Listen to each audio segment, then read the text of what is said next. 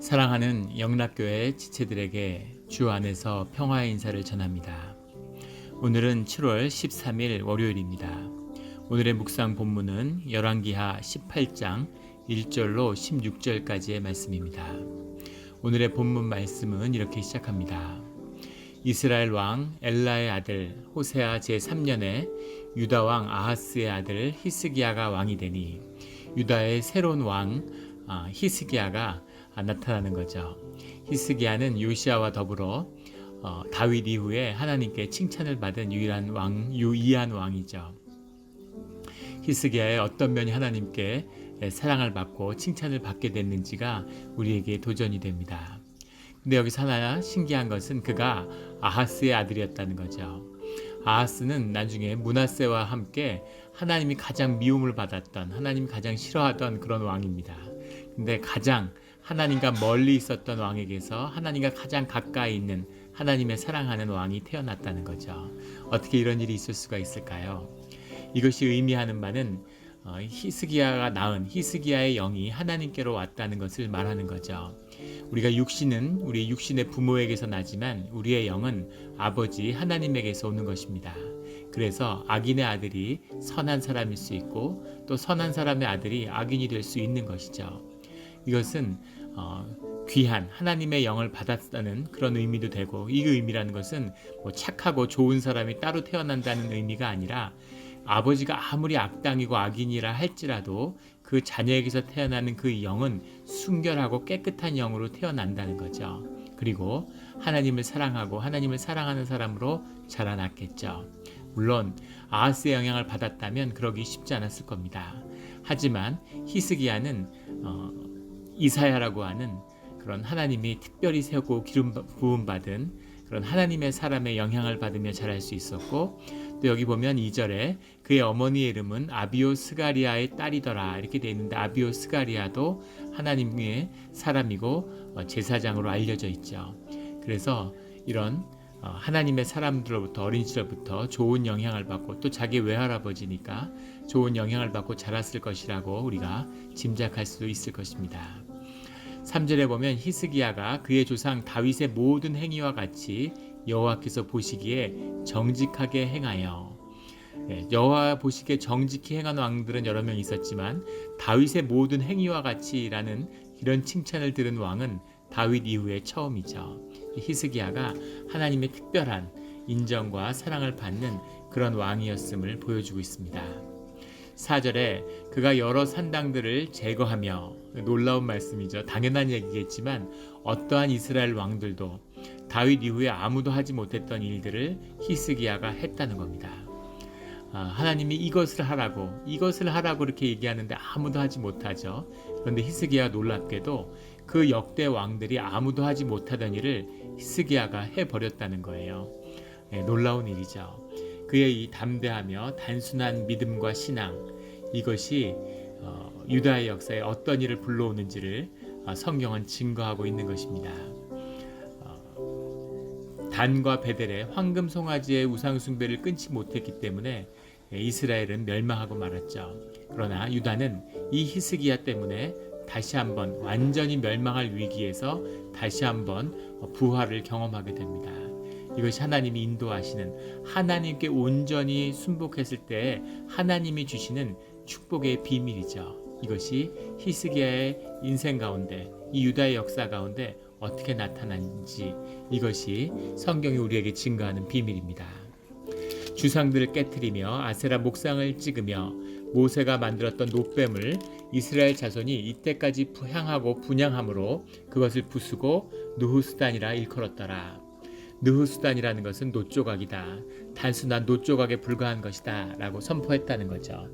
모세가 놋뱀을 만들었을 때는 그 놋뱀 가운데 하나님의 영의 임재가 있었죠. 그래서 그 놋뱀을 바라보는 자들이 병이 치유되는 그런 일들이 있었지만, 그것은 그 놋뱀에 있는 영광이 아니라 하나님의 영광이 잠시 머문 것이죠. 그래서 하나님의 임재가 있다 떠나는, 어느 자리에 있거나 어디에 있거나 하나님이 중심이 되고 하나님을 바라봐야 되는데, 하나님이 계시다가 떠나면 사람들이 그 하나님의 영광이 담겼던 그 형체를, 그 물건을, 그 지역을, 그 시간을 사람들이 숭배하는 것입니다. 이것은 사람들이 마음속에 영이 있기 때문이죠. 영이 있기 때문에 영이 마땅히 숭배하고 영이 마땅히 속하여야 할 곳이 있어야 되는데 그것을 잃어버린 사람들이 엉뚱한 것을 섬기는 거죠. 그것이 우상 숭배입니다. 현대인들도 마찬가지죠.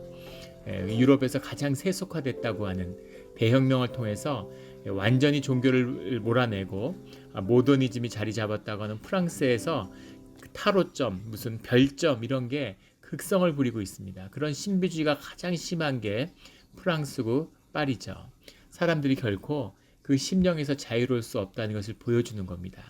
하나님을 섬기고 종교를 잃어버리니까 요즘은 무슨 연예인 같은 거, 무슨 물건 이런 것들을 엉뚱한 것, 말도 안 되는 것들을 막 숭배하고 심지어는 뭐 정치인도 이제는 이렇게 막 팬덤화 돼가지고 정치인을 무슨 아이돌 가수같이 따르고 이런 우스꽝스러운 모습들이 나타나고 있죠. 모든 사람들이 영을 갖고 있기 때문에 사람들이 하는 모든 것은 결국은 종교화됩니다. 인간이 하는 일이 타락되면 종교화되는 거죠. 하나님을 잃어버린 것, 살아계신 하나님만을 섬기고 하나님 외에 아무 우상을 두지 않는 것, 이것이 가장 인간적인 길인 것이죠. 가장 인간이 인간다울 수 있는 건 그 인간이 하나님만을 섬길 때입니다. 이것이 성경이 증거하는 비밀이죠. 그래서 주님은 주님을 위해서가 아니라 우리를 위해서 오직 주님만을 섬기라고 말씀하시는 거죠. 그때 인간의 존귀함이, 인간의 가치가 빛을 발하는 거죠. 그것이 히스기야의 삶이었음을 성경은 증거하고 있습니다. 5절에 히스기야가 이스라엘 하나님 여호와를 의지하였는데 그의 전후 유다 여러 왕 중에 그러한 자가 없었으니 하나님을 의지하는데 하나님을 그처럼 의지하는 자가 없었다는 거죠. 하나님을 의지할수록 하나님 여호와 하나님만을 의지할수록 귀한 것입니다. 여호와 하나님만을 의지하는 우리 모두가 되기를 주의 이름으로 축원합니다. 6절에 곧 그가 여호와께 연합하여 그에게서 떠나지 아니하고 여호와께서 모세에게 명령하신 계명을 지켰더라. 이 히스기야가 어떻게 하나님의 사람으로 살고 칭찬받는 사람이 되었을까? 가장 위대한 왕 중에 하나가 되었을까라는 그 비밀은 그가 여호와께 연합하여라는 이 말이죠. 주님과 함께 했다는 겁니다. 그가 하나님을 사랑하고 하나님에게 자원하는 심령으로 나왔기 때문에 주님과 연합할 수 있었지만 동시에 주님이 함께 연합했기 때문에 하나님의 길을 갈 수 있었던 거죠. 하나님이 함께 하시지 않으면 어떻게 세상의 유혹으로부터 내 자신의 에고의 굴레로부터 사람이 자유할 수 있겠습니까? 하나님이 함께 해주시기 때문이죠. 그래서 그가 여호와께 연합하여 라고 하는 이 말 한마디 안에 사실은 히스기야의 비밀이 다 들어있는 거죠. 7절에 여호와께서 그와 함께 하심에 그가 어디로 가든지 형통하였더라. 하나님이 함께 하시니까 하나님의 길이 열리니까 당연히 형통한 것이죠. 형통하다 그러면 우리가 내 욕심대로 내가 하고 싶은 대로 되는 게 형통인 줄 아는데 그건 형통이 아니죠. 형통이라는 것은 내 삶 가운데 주님의 길이 열린다는 뜻입니다. 이 길은 마치 남보다 더 잘 되거나 남보다 높아진다는 의미가 아니죠. 그러나 이 길은 주님의 뜻 가운데 내가 있기 때문에 주님의 길이 내 앞에서 열림으로 그 길이 쉬운 길이 되는 겁니다. 주님과 함께하는 길은 편안하고 안일한 길이 아니죠. 거기선 고난이 있고 도전이 있는 길입니다. 하지만 주님이 함께하는 길은 쉬운 길이에요. 왜냐하면 그 모든 것을 주님이 감당하시기 때문이죠.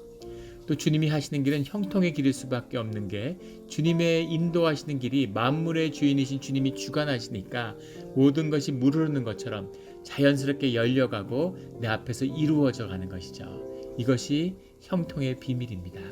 주님이 가시는 길을 내가 막지 않는 내 에고가 주님이 나를 실현해가는 그 길에 걸림돌이 되지 않는 형통의 비밀이죠. 형통의 길이 열리는 신앙의 길은 형통의 길입니다. 이 길이 열리는 우리 모두의 삶의 자리가 되기를 주의 이름으로 축원합니다.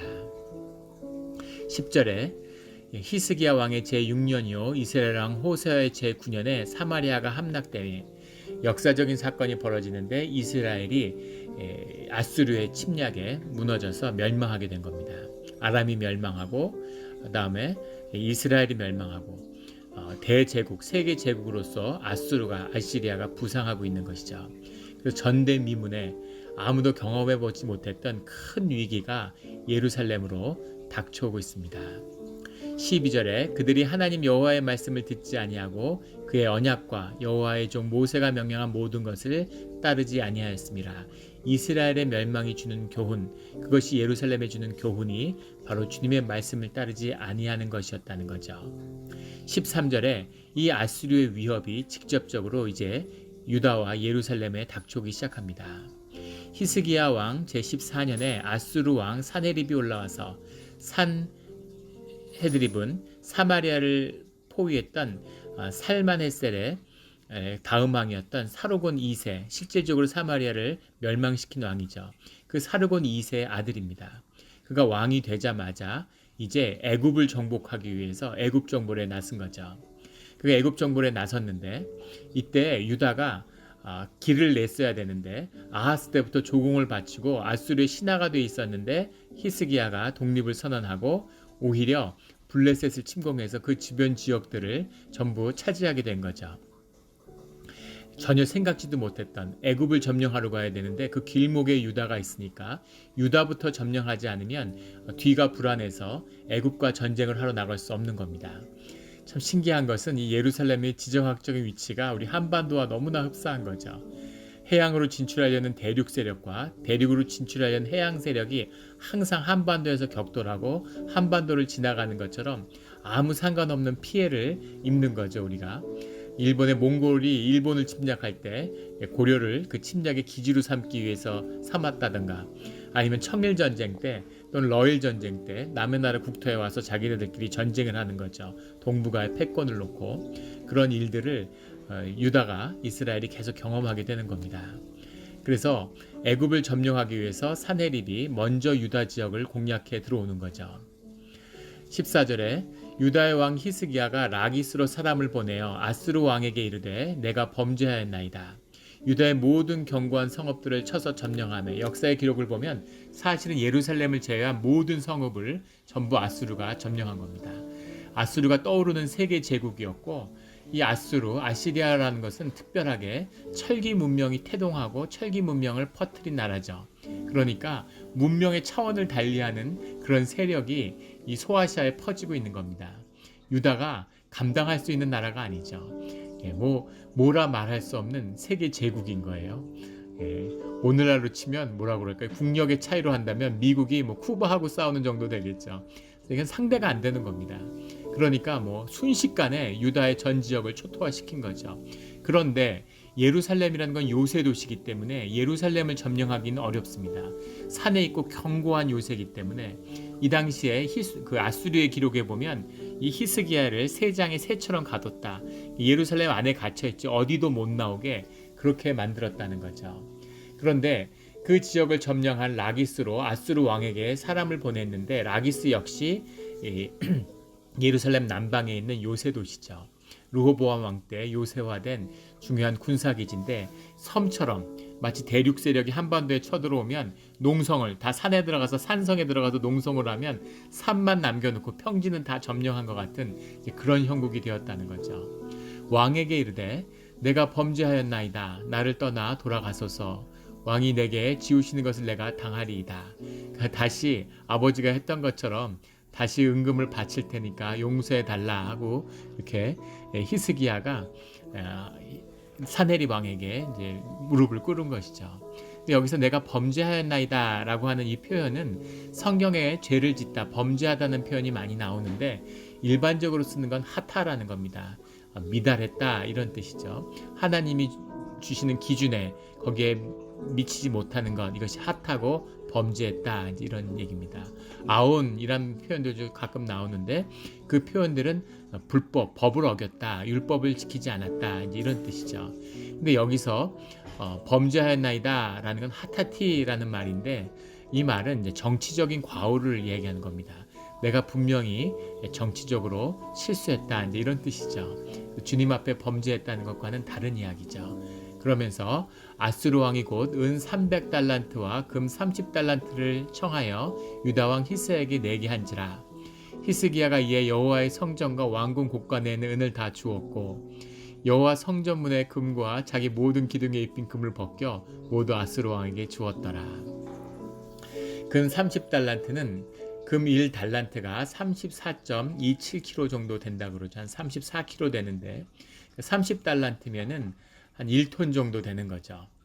1톤 정도면은 지금으로 하면 미국 달러로는 한 5천만 불 정도 되는 겁니다. 뭐 적다고 하면 적을 수도 있고 많다고 하면 많을 수도 있는데 이게 솔로몬 시대였다면 아무것도 아니죠. 그런데 국력이 쇠해가고 있던 유다였기 때문에 이 금을 내는 것이 쉽지 않았을 거라는 겁니다. 그 다음에 그 아버지 아하스 때부터 계속 은금을 바쳤기 때문에 남아있는 은금이 많지 않았을 거라는 걸 보여주고 있죠.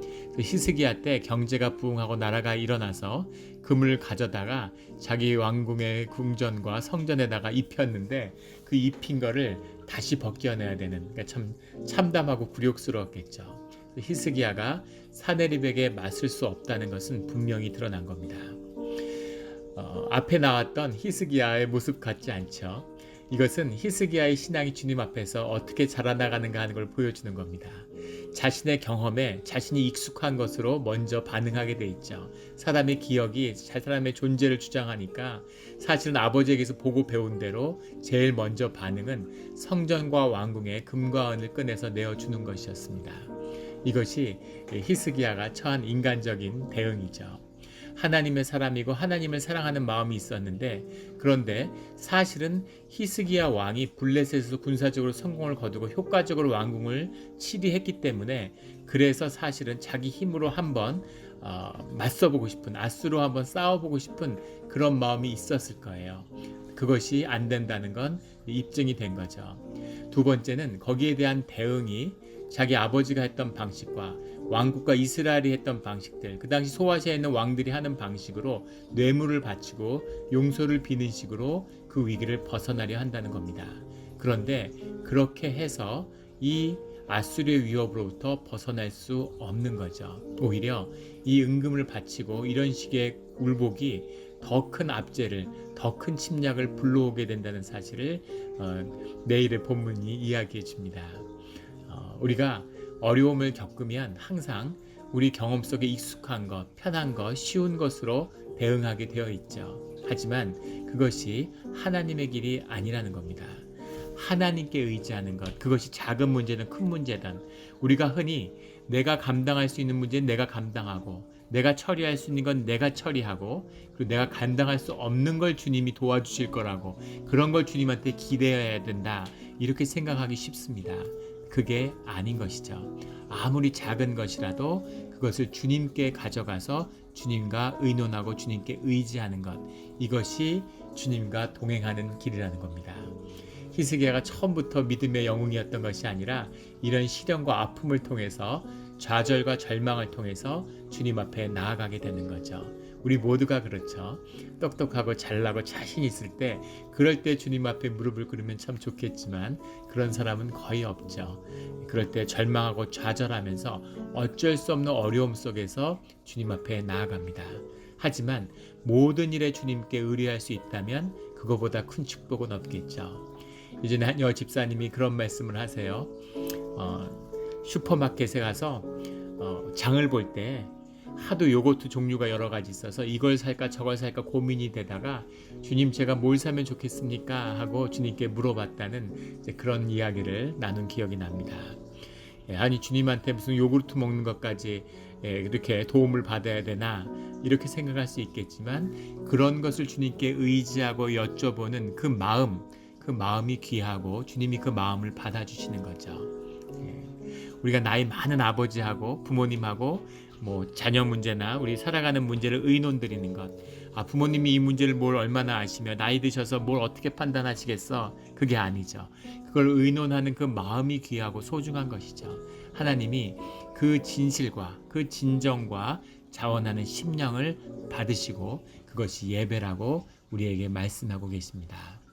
주님 앞에 모든 것을 의뢰하며 동행하는, 연합하는 우리 모두가 되기를 예수 그리스도의 이름으로 축원합니다. 아멘.